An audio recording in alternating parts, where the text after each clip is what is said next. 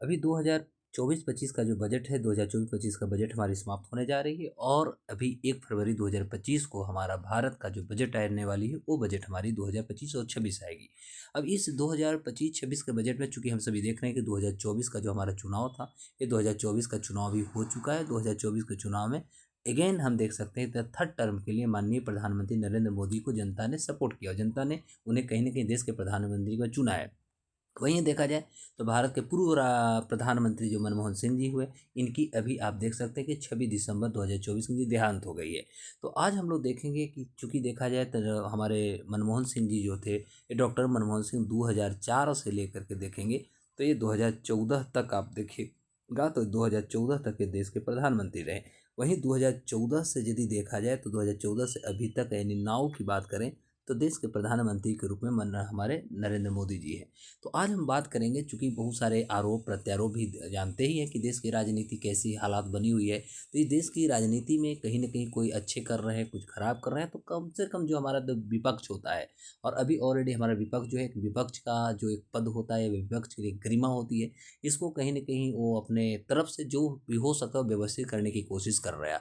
तो इस हालात में आज देखेंगे आखिर मनमोहन सिंह और यदि नरेंद्र मोदी की शासनकाल को देखें तो दोनों को हम 10-10 साल के बारे में दोनों को 10-10 साल के हम अंतरालों को देखेंगे कि आखिर दोनों के शासनकाल में देखा जाए यानी मनमोहन सिंह वर्सेस पीएम नरेंद्र मोदी के बीच में देखेंगे, चाहे वो जीडीपी की हमारी हालात होगी, ध्यान देंगे तो हम बात करेंगे हमारा जीडीपी क्या है, विदेशी कर्ज और खासतौर में मुद्रास्फीति, क्योंकि किसी भी देश की अर्थव्यवस्था के लिए तीनों जो टर्म हमारा होते हैं बहुत इंपॉर्टेंट होते हैं और ये तीनों टर्मों में हमें देखने की कोशिश करेंगे कि आखिर दोनों प्रधानमंत्री के जो शासनकाल हुए, ये दोनों के शासनकाल में देश हमारा कितना उन्नति किया तथा कितना पिछड़ा हुआ है। क्योंकि हर सरकार अपनी महत्वाकांक्षी और अपनी जो उपलब्धि होती है तो गिनाती है, लेकिन रियलिटी क्या है, आज हम रियलिटी को जानेंगे। क्योंकि नरेंद्र मोदी जी के बारे में भी हम लोग सुन रहे हैं कि $5 ट्रिलियन का इकोनॉमी बनेगा।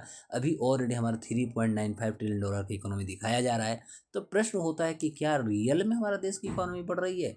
क्या मैं मानूं कि नरेंद्र मोदी जो हैं देश की अर्थव्यवस्था को सही वे में लेकर चल रहे हैं, या विपक्ष के द्वारा जो आरोप प्रत्यारोप लगाए जा रहे हैं ये प्रत्यारोप ही सही है, या नरेंद्र मोदी सरकार जो है कहीं ना कहीं जनता से झूठ बोल रही है? इस सभी प्रश्नों का आज हम लोग जवाब देखने वाले हैं इस डेटा के आधार पर। तो नमस्कार, मैं प्रोफेसर अशोक कुमार दुबे। आज का हमारा जो एपिसोड होगा वह मनमोहन सिंह वर्सेज नरेंद्र मोदी की सरकार का 10-10 साल का हम विवरण आपको दिखाने की कोशिश करेंगे। तो आप अंत तक बने रहेंगे जिससे कि आपको समझ में आ सके कि आखिर कौन सी सरकार देश के लिए क्या कर रही है और कितना हमारा जो विदेशी कर्ज है, जीडीपी का क्या हमारा रेट है, क्या हमारे देश में मुद्रास्फीति की स्थिति क्या है, ये सभी चीज़ों को हम देखने की कोशिश करेंगे।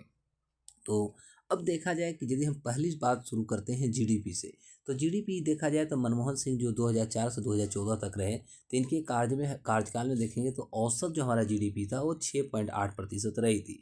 और उस समय की वैश्विक और राष्ट्रीय आर्थिक परिस्थितियों के हिसाब से यदि देखा जाए तो कहीं ना कहीं देश का प्रदर्शन बहुत अच्छा रहा। इस दौरान भारत के विभिन्न सुधारों और वैश्विक आर्थिक सुधारों में भी हम बहुत बड़े कदम उठाए थे। वहीं यदि मोदी की शासनकाल में 2014 से लेकर के 2022 की स्थिति को देखें तो हमारे पास जीडीपी का जो विकास दर रहा मात्र 5.25% रहा। अर्थात हम कह सकते हैं 10 साल में कहीं ना कहीं मोदी का पिछड़ा हुआ कार्यकाल। हाँ, मानता हूँ कि इनके दौर में कहीं ना कहीं कोविड-19 रहा है, तो कोविड का एक प्रभाव रहा निकलने के कारण, और लेकिन अभी हम देख सकते हैं तो ये रही। लेकिन मैं बात कर रहा हूँ कि कोविड-19 महामारी के प्रभाव को निकलने पर यह हमारा 6.84% रहा। अर्थात कह सकते हैं कि मनमोहन सरकार के लगभग कोविड-19 के बाद कहेंगे मोदी सरकार ने उस उपलक्ष्य को हासिल कर लिया। यदि हम मुद्रास्फीति की बात करें तो मुद्रास्फीति दर भारत की अर्थव्यवस्था के लिए एक महत्वपूर्ण कारक माना जाता है, क्योंकि इसका असर जो है देश के आम नागरिकों की जो खरीदारी क्षमता होती है उस पर पड़ती है। तो इस हालात में देखिएगा तो मनमोहन सरकार के दौरान मुद्रास्फीति जो थी औसतन 7.5% रही थी, जो कि भारतीय अर्थव्यवस्था के लिए एक चुनौती स्थिति बनी हुई थी।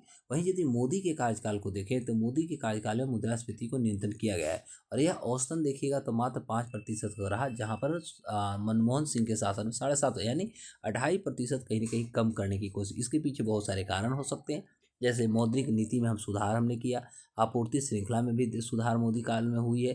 तो इससे मुद्रास्फीति जो है पहले की अपेक्षा भी यदि देखा जाए तो कहीं ना कहीं कम देखने को मिल रहा है। विदेशी कर्ज की बात करें तो मैं मानूंगा कि विदेशी कर्ज में मनमोहन सिंह से ज़्यादा कहीं न कहीं नरेंद्र मोदी की स्थिति रहा है। चूँकि मनमोहन सरकार में भारत पर यदि देखा जाए तो विदेशी कर्ज मार्च 2014 में देखिएगा तो वहाँ 440.6 बिलियन डॉलर थी। वहीं मोदी काल में देखेंगे तो 2023 तक लगभग 613 बिलियन डॉलर हो चुका था।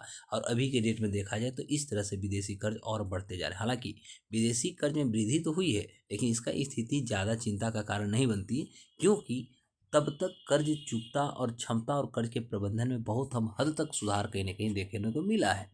वहीं व्यापार यदि सुगमता की बात करें, जिसमें मनमोहन सरकार के दौरान व्यापार सुगमता सूचकांक में भारत की जो स्थिति थी वह रैंक 132 से गिर करके 134 पर हम आ चुके थे। और इस दौरान विभिन्न संरचनात्मक समस्याएं और व्यापार प्रक्रियाओं में भी बहुत सारे हमारे जटिलताएं होती थी। और इसी की वजह से कहीं न कहीं हमारे यहाँ व्यापार जो थी बड़ा मुश्किल के दौर से गुजर रहा था। वहीं मोदी काल की बात करें तो इस क्षेत्र में हम कह सकते हैं कि सुधार बहुत सारे हुए हैं। भारत ने व्यापार सुगमता सूचकांक में भी महत्वपूर्ण वृद्धि हासिल की है। 2022 तक भारत जो 63वें स्थान पर पहुंच गया था। वहीं उल्लेखनीय सबसे ज़्यादा हुआ क्योंकि हमने इसमें सुधार किया है। इसके पीछे यदि देखिएगा तो डिजिटलीकरण हुआ, फिर व्यापार प्रक्रियाओं को हम कहीं न कहीं बहुत फ्लेक्सिबल बनाए, सरलीकरण किए और सरकारी नीतियों में हम कहीं कहीं बहुत बड़े बदलाव किए। तो ये दोनों तीनों जो हमारे कारण हुए, यही कारण है कि आज के डेट में भारत में व्यापार सुगमता में बहुत हम तेज़ी से आगे बढ़े हैं। विदेशी मुद्रा भंडार की यदि बात किया जाए तो मनमोहन शासन काल जो 2014 के अंत तक था, उस समय तक भारत में विदेशी मुद्रा मात्र 304.2 बिलियन डॉलर थी।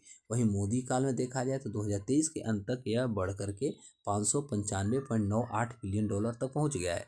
तो यह वृद्धि दर्शाती है कि भारत ने अपने मुद्रा भंडार को बेहतर तरीके से प्रबंध किया और इससे जो वैश्विक बाजार होती उसको हमने कहीं कहीं मजबूत करने की कोशिश किया है।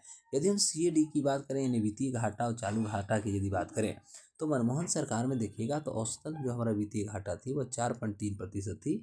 वहीं यदि हम चालू खाता घाटा देखें तो 2.4% रहा था, जबकि 2012-13 में यह लगभग 4.8% बढ़ गया था।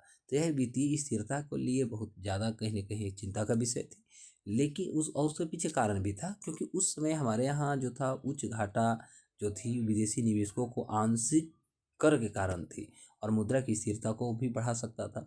वहीं मोदी काल में देखा जाए तो वित्तीय घाटा पर भी नियंत्रण किया जा चुका है और इसे औसतन 3.7% तक बनाए रखा गया है। साथ ही चालू खाता घाटा में देखिएगा तो 1.6% की स्थिति दर्ज की गई है और इससे कह सकते हैं कि बहुत हद तक हमने कहीं कहीं सुधार किया है। तो ओवरऑल यदि देखा जाए तो कुछ क्षेत्रों में हम कह सकते हैं कि मोदी काल ने पछड़ा हुआ है, तो कुछ क्षेत्रों में आप देख सकते हैं कि बहुत पॉजिटिव से कहीं न कहीं बढ़ने की कोशिश हुई है। तो व्यापार सुगमता भी अच्छी हुई है, विदेशी कर्ज की स्थिति में भी भारत सुधार किया है, मुद्रास्फीति में भी सुधार किया और GDP में आप देख सकते हैं कि लगभग कोविड-19 के बाद से भारत एक अच्छी स्थिति में आई है। तो आप लोगों को हमें इस कमेंट सेशंस के माध्यम से ज़रूर बताने की कोशिश करें कि वर्तमान में भारत का GDP कितना है। ध्यान से देंगे, आपको जवाब देनी है कि वर्तमान में भारत में GDP की यदि हम स्थिति की बात करें तो हमारे पास GDP दर जो है, हमारे भारत में GDP दर कितना है, पहली बात। और दूसरी बात आप देखेंगे कि 2024 के हमारा अंत हो रहा है, तो इस तरह से हमारे पास अभी फॉरेक्स कितना है ये आप हमें ज़रूर बताने की कोशिश करें कमेंट सेशन में। फिर हम इसी तरह एक नए एपिसोड के साथ मिलेंगे। तो नमस्कार, जय।